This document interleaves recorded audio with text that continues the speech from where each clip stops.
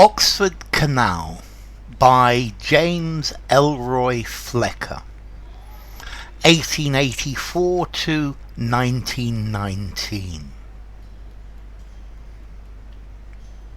When you have wearied of the valiant spires of this county town, of its wide white streets and glistening museums and black monastic walls, of its red motors and lumbering trains and self-sufficient people, I will take you walking with me to a place you have not seen, half town and half country, the land of the Canal. It is dearer to me than this antique town. I love it more than the rounded hills. Straightest, sublimest of rivers is the long canal.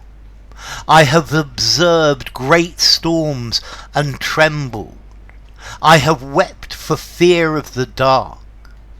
But nothing makes me so afraid as the clear water of this idle canal on a summer's noon. Do you see the great telegraph poles down in the water? How every wire is distinct. If a body fell into the canal, it would rest entangled in those wires forever between earth and air. For the water is as deep as the stars are high.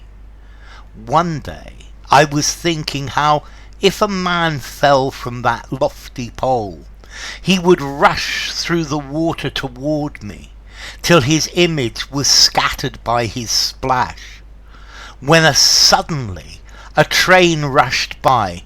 The brazen dome of the engine flashed, the long white carriages roared, the sun veiled himself for a moment, and the signals loomed in fog. A savage woman screamed at me from a barge. Little children began to cry. The untidy landscape rose to life.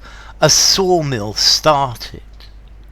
A cart rattled down to the wharf, and workmen clanged over the iron footbridge. A beautiful old man nodded from the first-story window of a square red house, and a pretty girl came out to hang up clothes in a small delightful garden. O strange motion in the suburb of a county town! Slow regular movement of the dance of death.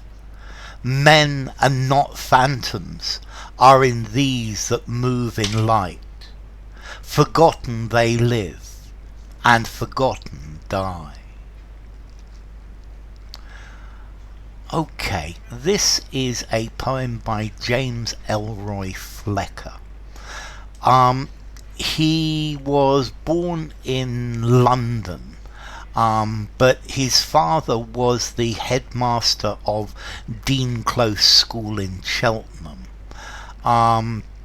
He went to Dean Close School and then to Uppingham, and he then went to Trinity College, Oxford, and Caius College, Cambridge.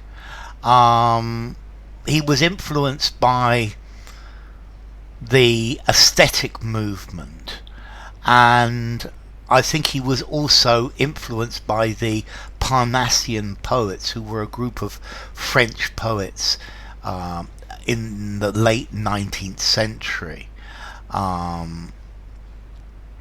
Anyway, what's this about? Well, this is a description of the Oxford Canal, and one of the reasons I've chosen this poem is because I know the Oxford Canal very well personally, and it's a really interesting place. It's round the back of Oxford, and even today it is out of the way.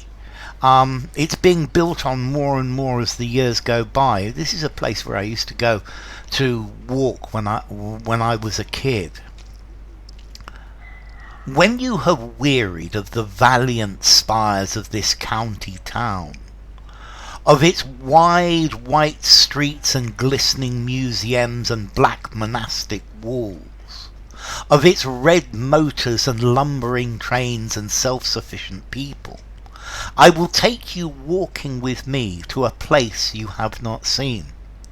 And this is a wonderful description because, let's see, Oxford has beautiful spires of churches, and it's got wide white streets, and it's got shiny museums, the Pitt Rivers and the Ashmolean, and it's got black walls of monasteries or black walls of different places, of its red motors and lumbering trains, and red cars going by and trains going through, and a self-sufficient people who can look after themselves. But I will take you walking with me to a place you have not seen. I'll take you to this is like a hidden place in Oxford, and it's not something the tourists see. This is something that only locals really know. Half town and half country, the land of the Canal. And this is changing, but if you walk on the other side of the canal, and the city is on one side of the canal, and it's half town and half country, it is dearer to me than this antique town. It's a beautiful place. I love it more than the rounded hills.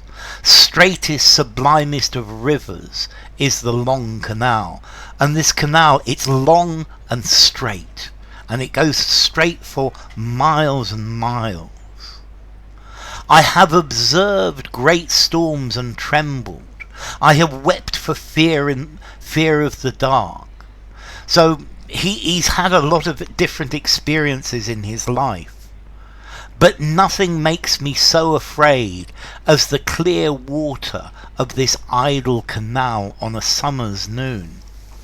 Now, I'm not sure why he's afraid of the water, but he clearly is, and you can see into the water. It's not always so clear nowadays, but he in the water there are many things. And then he describes these telegraph poles. Do you see the great telegraph poles down in the water? How every wire is distinct. So this is something I haven't seen in there, but I'm certain they have rotted away or been taken out by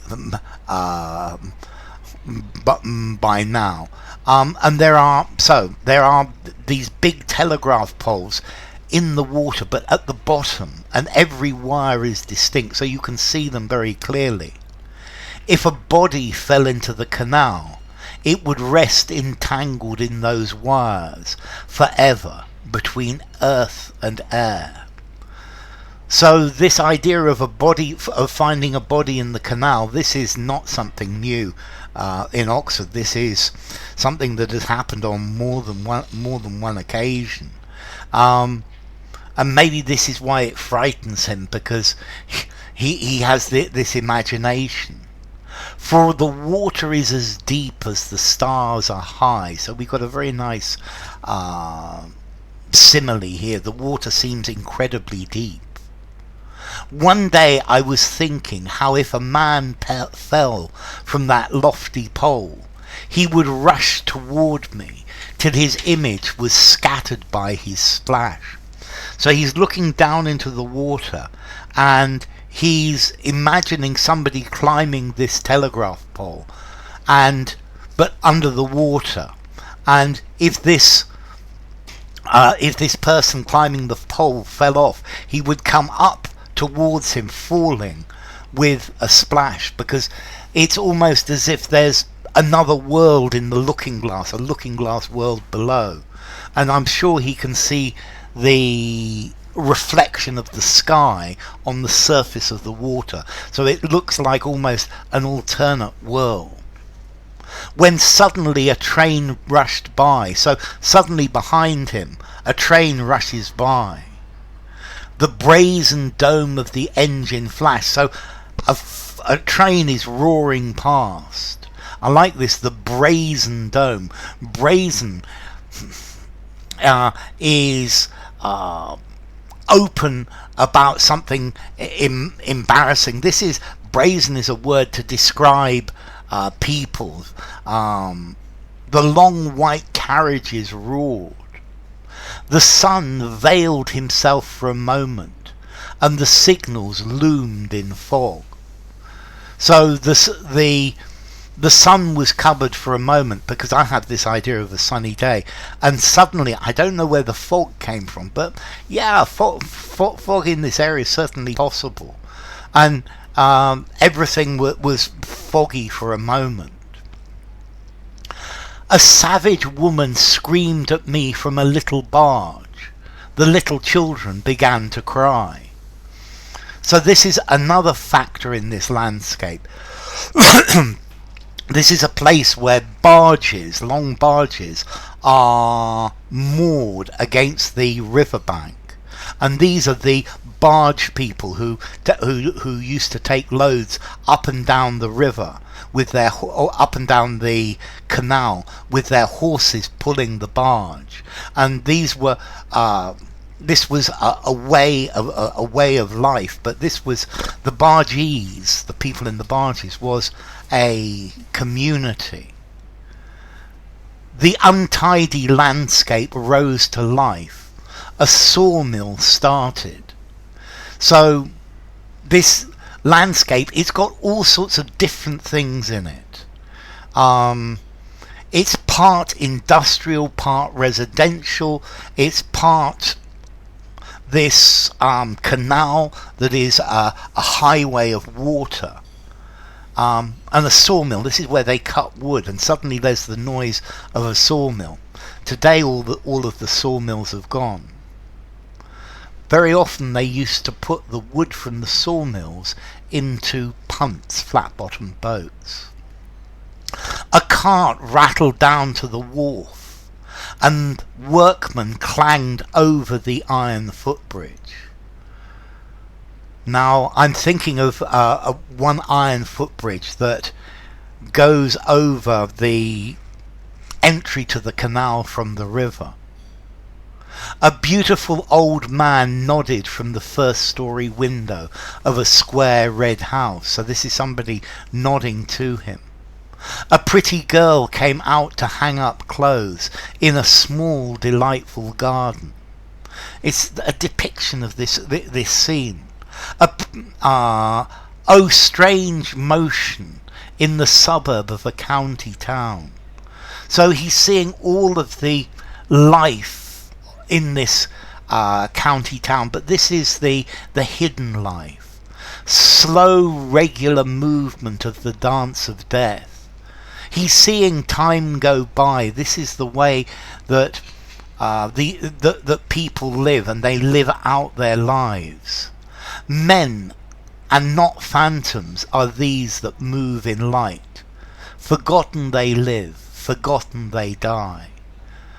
And the people, at least in this time, not today, but the people in his day and age, this was where the workers lived, and these were people who lived and died forgotten. They lived their lives, and they are people, not ghosts, but most people were just not aware that they were there.